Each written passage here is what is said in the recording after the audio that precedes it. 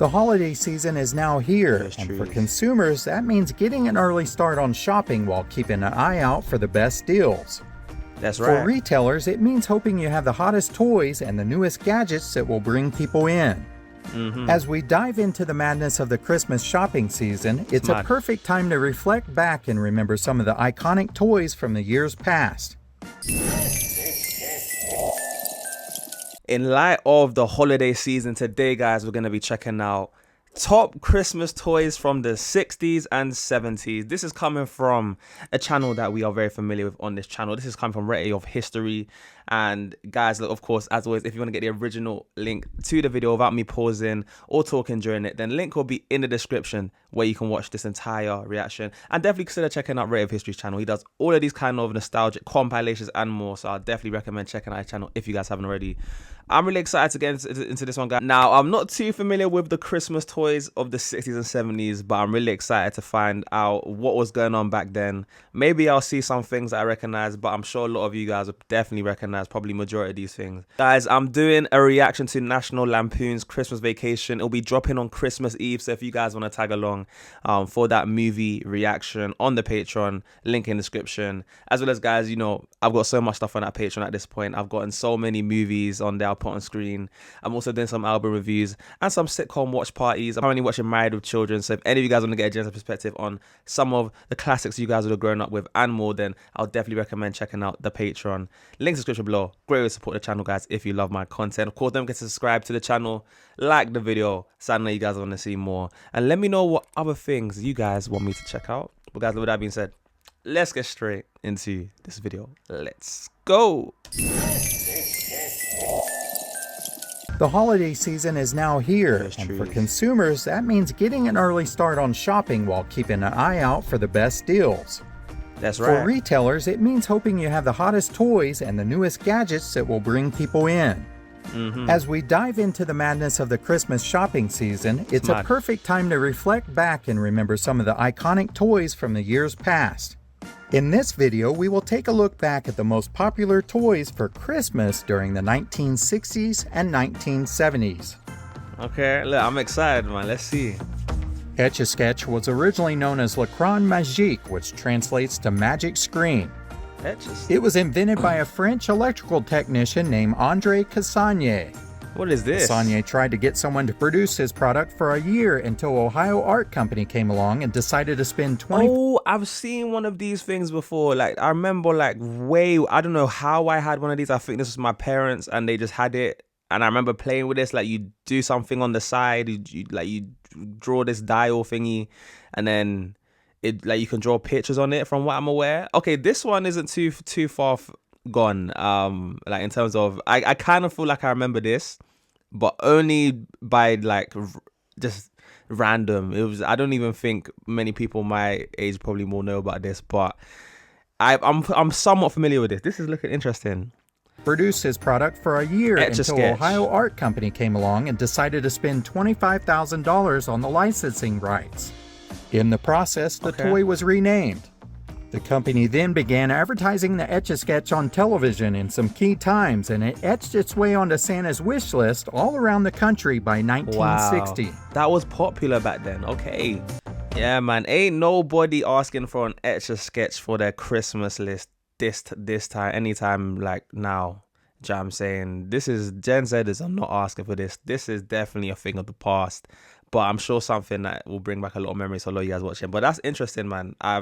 I'm somewhat familiar with that, so let me know if you got any stories with that. Around the country by 1960. Many people today feel the slip and slide is very dangerous, but the origin was even worse. In 1960, an upholsterer named Robert D. Carrier came home to find his son and some of his son's friends sliding down the wet pavement in his driveway. Wet pavement. Carrier then decided to create a plastic slide for kids and put it over hard surfaces for a slicker and safer experience. In 1961, this toy slid into Santa's wish list. That looks fun though. That looks fun, and I know they're going along with the brand of you guys going outside and actually taking in your surroundings. I can definitely see this being a popular gift. Would it be popular today? That's the question. probably not so much, especially in the UK as well. The weather's never good, so I don't think you're going to be wanting people aren't even going to want to go outside during Christmas anywhere near that time. To Santa's wish list. Or maybe even just after the that. The chatter telephone was created by Ernest Thornell after he spotted his daughter dragging their phone all over the house like a puppy. He came up with the idea to add wheels and then an assortment of noise-making buttons. This toy was originally made of wood, but today the model is made of plastic. The chatter telephone rang into the top of the Christmas list in 1962. Okay, 1962. This toy here, I've seen like when I was a kid in like the children's play sets or the toys we would get. This was one of them. I don't know about if this is a shared collection experience with a lot of my other Gen Z peers, but this toy, it is now making a bit more sense to me now that I'm more familiar with like rotary phone. That's a rotary phone kind of look, right? And now the coil thing makes a bit more sense. You know, I don't deep just how much the times influence these toys. Because when I'm young, I'm just looking at this thing and I'm just looking at it like some weird, cool phone call-y thingy, but I'm not seeing it more so for just how it would have resembled that time period with the types of phones that were like popular during that time. Obviously, when I was born, these kinds of phones weren't really a thing. So now that I'm seeing this toy again, I'm looking at it differently. Phone rang into the top of the Christmas list in 1962.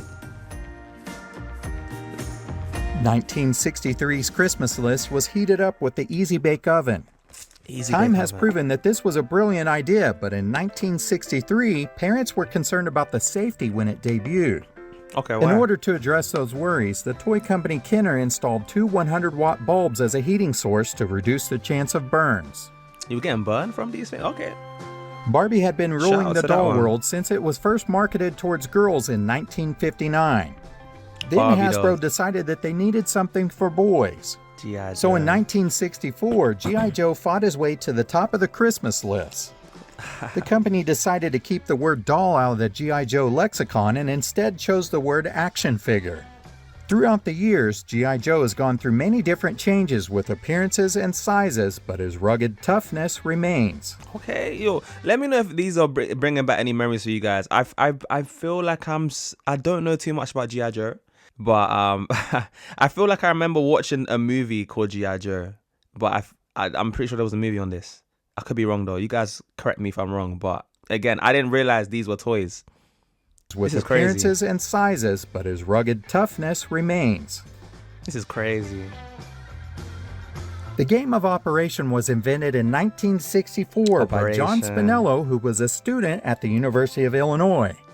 It was initially produced by Milton Bradley in 1965 and became the most wanted toy that Christmas. Wow. The object of the game was to test players' eye-hand coordination and fine motor skills while operating on a patient. One bad move and his nose would light up and buzz with pain. Today this toy is made by Hasbro and is still a big seller. Yeah. These operations like ones, yeah, to this day I feel like they're quite common. Oh no, I would say maybe not common, but they're definitely relevant. It's but yeah, again, I can just imagine how much more popular this would have been back in the day. This is so cool, man. Milton Bradley became one of the top board game manufacturers out there. But when it came to marketing Twister, they were a bit apprehensive. They were worried about the frisky undertones that could blemish the company's reputation. Hey. Despite having reservations, the company moved forward and Twister hit the shelves in 1965 to little fanfare. When Johnny Carson played this game on television with Eva Gabor, teens everywhere saw potential fun. Right. The toy spun around in 1966 and landed at the top of the Christmas wish list. Yeah, man, come on now. You telling me people weren't using this toy as like a great icebreaker with their crush or something? Oh my god, oh, we fell over on top of each other. Oh, sorry, my hand was supposed to go there. How did we get here? Like, okay, let me not, but you know, come on, Twister. I feel like I've played Twister once. I got bored of it very quickly though, because it's not a digital, it's not got no like, you know, digital aspect to it. But you know, this is, again, I can imagine this being a very fun one though, to say the least. It definitely probably wouldn't be fun if you had someone twice your size falling on you. However, I can imagine, man, this does look fun for sure. Lite-Brite is a relatively simple toy loaded with lots of fun. It starts Lite-Brite. with a backlit grid covered by a sheet of black paper. Colored pegs could then pierce the paper, forming patterns and images that were lit brightly by the backlight. Okay. In 1967, these were a bright addition to kids' Christmas lists. I can imagine. Later editions would include pre-patterned images of pop culture figures and cartoons. Oh, wow. That is cool. Hot Wheels rolled onto the top of the Christmas list in 1968. Oh, that's my thing right there, Mattel's man. co-founder, Elliot Handler, was still chasing his wife Ruth's success with Barbie. Elliot wanted to have that toy that every boy wanted. As a result, he came up with Hot Wheels, which was a more muscular American take on the die-cast English Matchbox cars. The initial lineup offered 16 hot rods rife with color and metal. Hey, that one's bringing back memories for me. I'm about to go into Lego in a sec, but wow, Hot Wheels were my thing when I was a kid. Just playing with the sets, look, those orange slides. I was going meow, like I was doing all of that, man. I was a Hot Wheels connoisseur. I even every time during we were going to toy shops, I just always wanted the newest Hot Wheels. And there's some cool cars, man. Even to this day, there's some cool cars. Shout out to you, shout out to my Hot Wheels guys watching this, man. I feel like that's more of a boy thing. If there's any girls watching now into Hot Wheels, let me know. The result, he came up with Hot Wheels, which was a more muscular American take on the die-cast English Matchbox cars. The initial lineup offered 16 hot rods rife with color and metal. That was my thing, Lego man. is derived from two Danish words meaning play well. Wow, okay. Those building blocks began in 1949 as a set of interlocking red and white blocks. You're joking. By 1969, Legos had stacked their way up to the top of Santa's list. Lego building sets have remained popular throughout the years, and you can never go wrong with these as a gift. Yeah, that's facts, man. To this day, Lego is reigning supreme. I don't a lot of you guys probably, I know some of you guys have memories of, getting Legos lost in the shag carpet and stepping on them. Even there's a more modern day rendition of that, of just people just doing these try not to step on Lego challenges or whatever it is.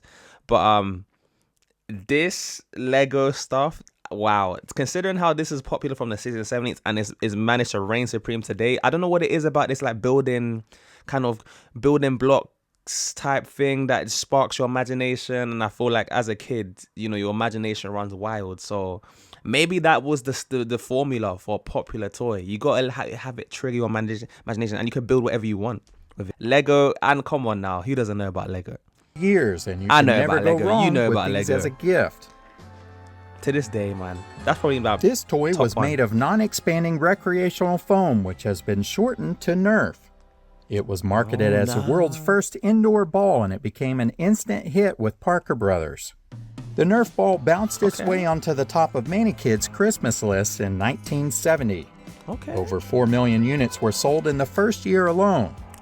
Eventually, the Nerf football would take the crown for the best-selling toy in Nerf's lineup. Wait, so Nerf was a ball before they were those, those bullet toys? What? So is this the same company? You guys let me know, because I only know Nerfs as the things you can you got the guns and you can shoot things with, yeah. But I didn't realize it was a ball. If so, look at the evolution of that, man. Fair play. I didn't know about this. Sold in the first year alone. Eventually, the Nerf football would take the crown for the best-selling toy in Nerf's lineup. Looks fun, though. Weebles wobble, but they don't fall down. This was a catchphrase for Weebles, which was a must-have for young kids during the Christmas season of 1971. Wow. They were a family of egg-shaped plastic figurines that had bright colors and a kinetic, somewhat hypnotic movement. If you were a kid in the 70s, then there's a good chance that you had some of these. Okay. That sounds fun. I've never heard of those ones. Merle Robbins was a barbershop owner and card game enthusiast that was convinced he could improve upon the game of Crazy Eights. He came up with the game of Uno, which was originally sold in his barbershop and other local businesses. That's crazy. In 1972, he played his cards right, and they were licensed to a funeral parlor owner in Illinois. That gentleman took it on to the national level and had remarkable success. That's amazing. This game was highly desired by kids and families in 1972. Wow. This game has remained popular ever since that time. Yeah, definitely, man. I feel like, I don't know, I feel like maybe during the 1960s and 70s, like card games especially were reigning. I wonder at what point, well, I can imagine what point they started to fall off, soon as like the digital stuff starts coming to play and apps were more of a thing. But even then, I'm sure some people would have still liked that physical aspect of it and like the interaction, human interaction you'd get in real life. But Uno, the last time I played Uno was actually not the card game. It was on my FaceTime, one of my FaceTime apps. I'm sure you guys may be aware of the whole FaceTime game stuff. I know they have an Uno game, which is cool. But it's just to go to show, like, not only is this a popular card game now, you're seeing just like, I guess, the changing of styles in which people play. I feel like a lot more people play this game online versus in person, at least compared to like how it was before. Obviously online wasn't really much of a thing, the internet wasn't much of a thing, but this is, yeah man, this Uno is a solid game. Solid game. I play it on my phone all the time, which is definitely different. 1972. This game has remained popular ever since that time. Shout out to Uno, man. Shrinky Dinks were released in 1973 and they were marketed as pure magic. They were thin sheets of plastic that shrunk down and hardened after being baked inside of an oven. The name was catchy and so was the fun.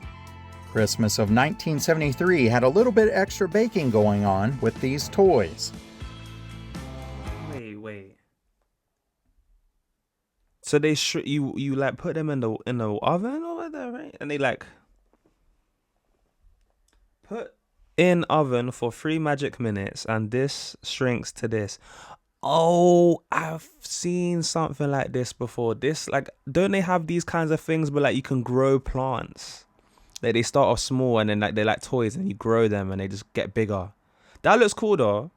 I can imagine that one being so fascinating to just watch it shrink. But you put it in the oven, surely like there's so many just stories where that's just gone wrong. No?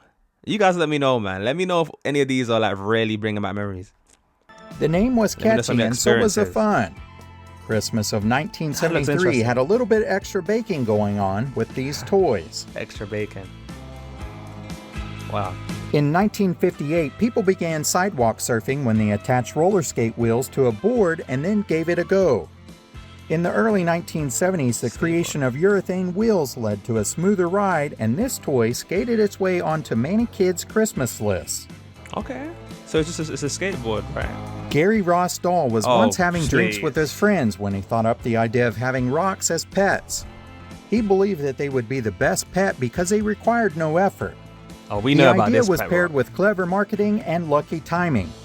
This became a toy that was wanted by most kids in 1975. Dahl made millions that Christmas and the fad soon died out. Some parents didn't buy into the idea of paying for rocks and then making them into toys. Hey, you guys know, if you've been keeping up with me on this channel, you know that I'm very familiar with pet rocks. Honestly, this guy on the screen is a legend, because how he managed to finesse millions out of a pet rock, that he probably found majority of them on the street, to this day baffles me. Like it's like the big question mark of that whole, like, the Gen X. I know it was a lot of you Gen Xers that had pet rocks, and you guys were going outside. You guys could just get rocked in real life. Some people will say, I've heard some of you guys saying that was like a joke. You know, that was like an inside joke. It's something like a thing that you guys all got on with. But come on, millions. No way it got that big. Surely everyone's just seeing just how silly it is. But look, let me not start getting on to you guys for your pet rocks too much. But that to this day is a big question mark. How this guy got away with millions to this day. I can't even sleep over stuff like that. That's just crazy. But it's phenomenal, man. Shout out to all of you guys at Pet Rocks. Definitely let me know if you had a pet rock in the comment section below, and let me know what you named it. I would love to know in the comment section below, guys. Toy that was wanted by most kids in 1975. Dahl made millions that Christmas and the fad soon died out. Some parents didn't buy into the idea of paying for rocks and then making them into toys. Hey, man. There is no stretching about Stretch Armstrong becoming the top toy at Christmas for 1976. He looks so cool. You could pull, twist, throw, beat, and bend Armstrong, but you couldn't break him. He was made from a proprietary blend of plastic, rubber, and gel that would allow kids to stretch the figurine up to 4 times his normal size. That's amazing. That's a workout even in itself, and I would have loved to have played with Stretch Armstrong. Never experienced that in my life, but it looks so fun, man. It looks so fun. Up to 4 times his normal size. I'm one of those guys that just like stretching and breaking. In September of 1977, a version of the Atari 2600 was launched exclusively for Sears, and it was called the Video Arcade Cartridge System. This game system became highly coveted during the Christmas season of 1977. It could be yours if you had $178.95 to throw around, which is about $720 in today's money. Oh, wow. That was a whole lot of quarters in the arcade. That's expensive. But 1977 saw the release of a new film called Star Wars. The movie became an instant hit, and there was a huge demand for Star Wars toys in the Christmas season of 1977. However, Kenner had the exclusive rights to manufacture these toys, and they were not prepared for the success of the film. They did sell an early bird certificate package which could be mailed to Kenner and redeemed for the first 4 figures. They were Luke Skywalker, Princess Leia, Chewbacca, and R2-D2. Wow, okay, so these are like some of the first toys that they released. That's so interesting. How popular Star Wars got in the 70s, I will not even be able to comprehend, but it sounds really, really popular. I'm trying to think of a modern day equivalent, maybe like a Roblox, but then like Star Wars as a whole franchise, and so it's a movie, the toys, the promo the collabs they would do, all these cereals and all these things. I'm seeing like Star Wars was big back then, especially in the 70s. Obviously now it's still popular, but no, it seems like 70s is really where Star Wars kicked off. I can imagine these toys going crazy. The box also contained a diorama display stand, some stickers, and a Star Wars fan club membership card. In 1978, there were figures and a number of other playsets that were offered. They became the hottest item for the Christmas season of 1978. It must have been, man. Since that time, the franchise has remained popular, and over the years, there have been many different toys. Shout out to Star Wars, man. Simon, you guys will definitely let me know if you was big on Star Wars back in the day. I'm sure a lot of you guys were, but that's wild, man. Been many different toys. Still popular to this day. Simon is an electronic game of short-term memory skill and was invented by Ralph Baer and Howard Morrison. Simon the toy debuted in 1978 from the Milton Bradley Company for $24.95, which is about $105 in today's money. It became the top-selling toy of 1979, and if kids couldn't have one then, they wanted one for Christmas. Yeah, I would have wanted one. No matter when you grew up, I'm sure there was always some toy that you wanted. Hopefully you were able to get it, and if not, maybe it made another appearance on your Christmas list the next year. For many people, the toys we had hold special memories. Maybe it was who gave it to us, or perhaps it was who enjoyed them with us. What was your favorite toy, and what are some of your memories with it? Let us know in the comments below. Alright guys, that seems to be the end of that video, man. You guys definitely let me know as well what toys were your favorite for during Christmas, for those of you guys that celebrated it. What memories do you guys have like with some of these toys? What was your favorite gift that you ever got? Also, maybe if there was a toy that you guys really loved, some of you guys really loved, but that wasn't shown on this little compilation, then definitely let me know in the comments below.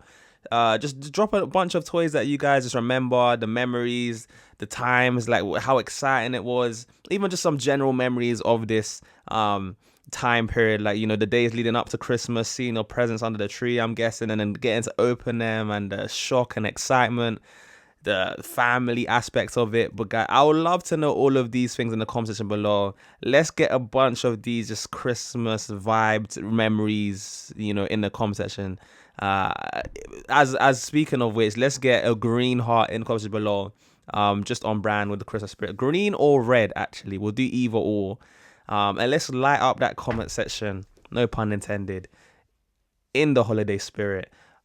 Guys, of course, if you made this point in the video, comment down. Oh, I already said that. Of course, I made this point in the video. Don't forget to like the video. If you guys made this point, then you must have enjoyed it. So definitely don't forget that. I know it's easy to do so. And of course, don't forget to check out a playlist that'll be linked at the end of the video. If you guys want to see more of these kinds of throwbacks. And of course, guys, as always, I've been JayFlex. This is me checking out top Christmas toys from the 60s and 70s. For those guys who missed this point, you guys have been absolutely wonderful. And I'll see you guys in the next one. Peace.